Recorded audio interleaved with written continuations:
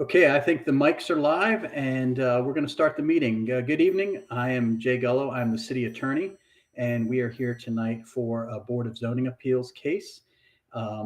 Typically, the Board of Zoning Appeals runs its own meeting, but as we have two new members and only two new members tonight, we're going to handle things where I will kind of run through the meetings, making sure it's going okay, and then the members, I'll walk you through what you need to do. So the first thing I need the two members to do is decide who is going to be the chair.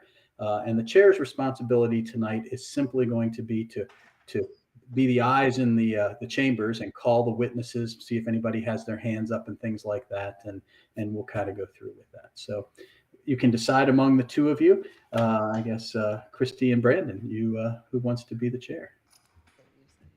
All right, Brandon, you're the chair. All right. And Claire, are you in your spot ready to roll? I am. Okay, so Brandon's going to be our chair for tonight. We're going to call to order, and then we have our case. We have one case in front of us tonight. And Claire, would you like to read the case number and the contents of the case file? This is case number 2023, case number 225, Associated Catholic Charities. Do you want me to go through the file, Jay? Yes, if you could give a Okay. briefing of what's in the file. Sure. The case file contains the original application, the original receipt for payment of $600, a picture of the sign posting at the property, a letter to the applicant about the hearing this evening. We have copies of all of the letters that were sent to the contiguous property owners. We have all of the certified mail receipts from those letters. We have the legal notice that was sent to the Carroll County Times. And we also have the original notice that was in the paper. And that's it, Jay. Very good. So for the benefit of everyone that's going to participate tonight, let me outline kind of like how the game plan will work. This is sort of like a court case. So the members that are in front, the board members, are the quasi judges. Their goal tonight is twofold. One, to render a judgment of whether the request will be granted, or whether it will be denied, or whether it will be granted with conditions. Those are the three options that you have at the end of the night. Your second goal is to create a record. We have a video of this, so obviously the video will serve as our minutes or our record, but it's important that when applicants talk, and so I know there's some applicants in the back of the room, when you come up to speak, that you make your case fully. You have to put everything that you would testify into court. You have to state that. So if anybody would view the record at a later date, they would be able to understand what was going on. So the format for tonight will be after I give you the legal bounds of what we're going to do, then the applicant will be called forward, and then we would ask the applicant just to basically state your case, meaning what is it you want to do in pretty much detail. Of course, this deals with the daycare, so things like hours, entrances, egresses, layout of the property, how many kids, all the details that you are going to need for your thing. You want to put that on the record so that the board can hear that. And then if there's any other witnesses that you'd like to have, meaning that just not the applicant, but the applicant can call other people to say, for example, like a neighbor or a worker or something like that. We'll ask some questions after the applicant finishes, and then we will turn it to Mr. Hale, the zoning administrator, and he will testify as to certain things that he's going to put on the record. And when Mr. Hale is finished, then we'll open it up to the public. If there's any public, they can come forward, state their name, and they can ask questions or comments and things like that. And then at the end, if it's necessary, the applicant can then come back and provide a rebuttal. So answers to any of the questions that were raised or any further questions. And that is the testimony portion. Hopefully that will take 10 to 15 minutes. And after that happens, then the board members, the two of you, will debate in open what you think. You know, we like this idea, we don't like this idea, we have these concerns. That doesn't have to take very long, and we'll eventually take a motion and a vote to do what you want to do. In the meantime, I will, when the applicant is there, I will ask certain questions of important things that have to get onto the record based on the statute. So are we good? Questions, comments? All right. So tonight we're here about a special exception. Another word for a special exception is a conditional use, meaning the use that's being requested, in this case, a daycare, is conditioned on the applicant meeting certain criteria. So they can't do it automatically. They can only do it if they meet certain criteria. And tonight they're going to provide testimony to show that they'll meet the criteria, and we'll make sure that happens. The rule that has to be followed for us is that a conditional use is deemed appropriate if it is good in that location in the zone as it would be in any other location that is in that zone. So for example, if it's in the R1 district and it wouldn't create any burden in the location in R1 where it is, as it would across town in an R1 district, then it's presumed that you will grant the exception. Here's an example of why that wouldn't be the case. Let's say that there's a use that's going to happen on a corner, and the corner has lots of traffic. Well, that use is worse than in other cases in the neighborhood where there wouldn't be a lot of traffic, just for example. So I'll work you through those things. But at this point in time, Mr. Chairman, if you want to call the applicant up, and Mr. Weeprick will tell them where to sit so that the camera can focus on it, and then the applicant can present their case. Sure. Is she here? Come on up. A seat at the table here. There's a camera shot set up for that.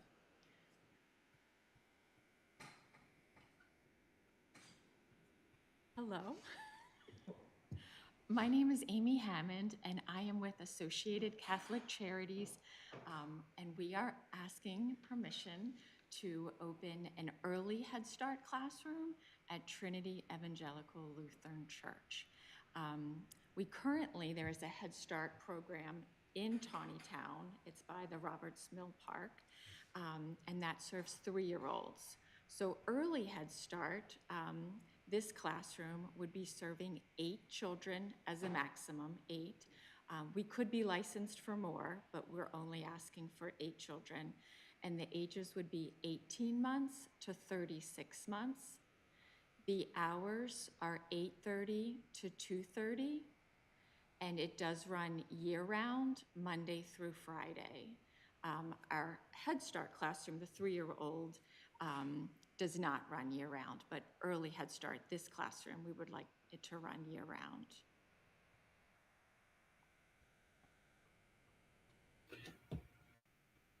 Okay. Can you tell them a little bit about how the operation would work? Like where the parents drop the kids off, and walk us through what happens after that. Sure. So there is a parking lot behind the church. There is street parking as well. Some of our families most likely will walk to the classroom. If you use the main door, it's the classroom to the left. I don't know if you've been in Trinity before. We have a map. You have a map. Yeah, we Perfect. have a Yes. diagram of the inside.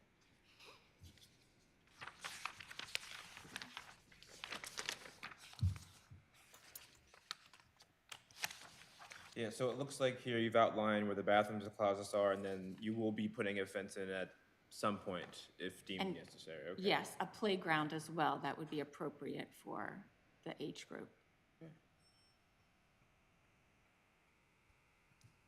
It would have 2 staff that are MSDE qualified to be in the classroom. We would follow all of MSDE, Office of Child Care regulations.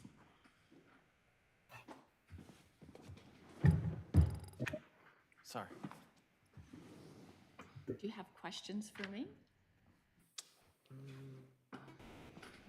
Not And really. the fence that you talked about, is that going to be installed? Or is Yes, it there? yes, So it will be installed. correct. Okay. Jay, I'm not sure if you're aware, but the chairman's here. Oh, Mr. Dunn. Hey, how are you? Mr. Dunn's been through this a couple times. So I took your spot, and we had a step-in chairman to your left, and he did an adequate job. We are moving through the applicant's case at this point in time. And so I was going to step in if there was no more questions from the board and ask a few of the questions required by the code. That's good with everybody. I have Okay, questions. good. All right, so some of these questions will be repetitive, but again, we're trying to build the record, and the code requires you to address the ingress and egress from the property. And so you said that you'll basically be coming in the main entrance from the parking lot. Is there other entrances that you'd use? There's a back entrance in the parking lot. Okay. So that's all off street is the point we're trying to make. And then the big parking lot in the back would be where the traffic flow would go for dropping off the cars and things like that. Yes. Okay. And so the back parking lot, item B provides the parking and the loading areas. So that's already taken care of. And the church is an existing institutional use that already has trash and service areas that they use. So you wouldn't create any new one of those. And they already have utilities to the location. So you're not going to create none of those.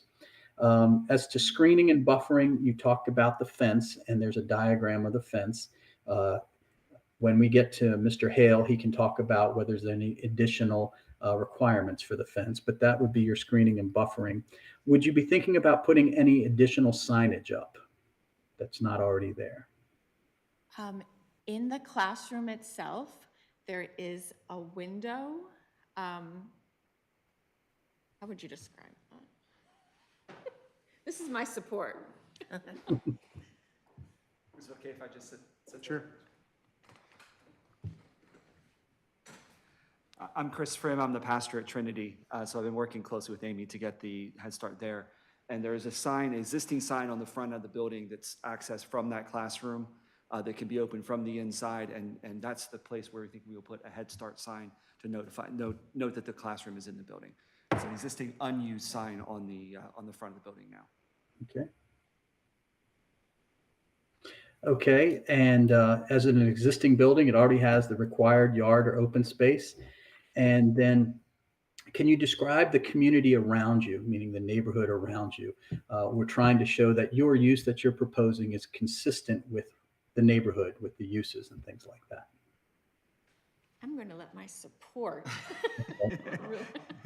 I would likely think that since you already have a Head Start program and you kind of know what that's about, that this would fit, but we need you to say it. There really is a need in the community. Head Start and Early Head Start does serve low-income families. It is federally funded. Head Start and Early Head Start really is about the family, and so it is about supporting the family with housing, schooling, food insecurities. The church does have the food pantry there, Mission of Mercy, all services that the families would be utilizing as well. Right. And that's what I'm getting at is that a lot of people say church, they think it's there on Sundays, but this is more of a community organization. So people are coming and going with all sorts of programs during the week. And so your program will just be one more where people are coming and going and fit in. Is that correct? Yes. Okay, very good. So that you meet all the standards, or you've testified to all the standards. So, Mr. Chairman, do you have any more questions for them? No. Any of you, if anybody has any questions. And so, Amy, you can stay where you are. You guys can stay with you are. And then, Mr. Hale, why don't you give your report? Okay, so daycare centers are allowed throughout town. In this case, in the R7500 where Trinity is located, the daycare center would be allowed by way of a special exception, which is why we're here tonight. Amy and the organization is a licensed center, which is part of the provision. And outside of that, I think it would be a good fit. There was a favorable recommendation from the Planning Commission last month. And Mr. Attorney, I think it satisfies. It is. It does. Let me ask you a couple questions so you can put it on the record. Tell me about the parking. Is there adequate parking? There is adequate parking. There will be a permit needed for the fence, and I think the sign. I'll have to look into that a little bit. Okay, very good. So our board, when we give this decision today, it will include a fence, but you have to still go through the city process to get a fence and be compliant with what the city process is, and as well as the sign. So Mr. Hale will be your contact for that. So, well, if there's nothing else to say, then we can go to public comment. Is there any public present that would like to comment on this for, against, or and if there is, Mr. Chairman, why don't you call them forward and you can get them at the table. And if there isn't, just let me know. Any public comment? Okay. Nope. Okay.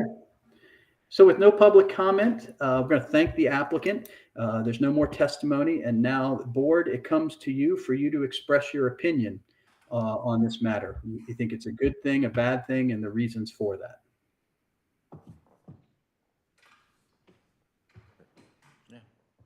I think it's a good thing. Seems fitting for the area and for the community. I think it's needed. We have one already in town, and this is just gonna help more families that are in need. Again, there's no more carbon footprint much because the church is already there. I think it's something the town needs and that I think we'll really benefit from, so there's no objections from me. Okay.